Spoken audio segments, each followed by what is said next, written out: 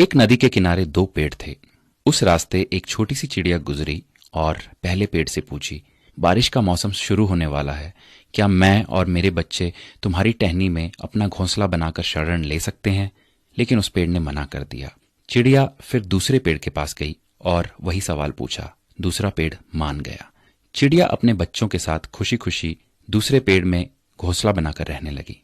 बारिश का मौसम आया और एक दिन इतनी जोर की बारिश हुई कि नदी के पानी का स्तर और तीव्रता बहुत बढ़ गई। इसी दौरान पहला पेड़ जड़ से उखड़कर पानी में बह गया।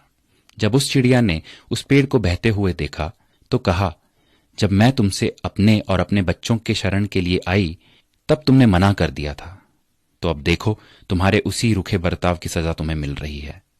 जिसका उत्तर पेड़ ने मुस्कुराते हुए दिया, मैं जानता था कि मेरी जड़ें काफी कमजोर हैं और इस वर्ष की बारिश में मैं टिक नहीं पाऊंगा। मैं तुम्हारी और बच्चों की जान खतरे में नहीं डालना चाहता था।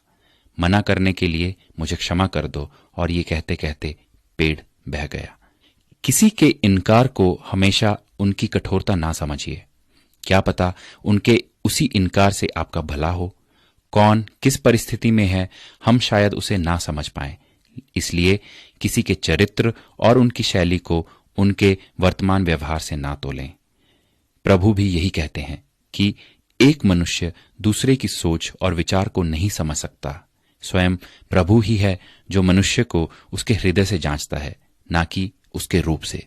तो आइए दूसरों के बारे में ऊंच नीच से ना सोचकर सबको प्रेम और भाईचारे की नजर से देखने का प्रयास करते हैं।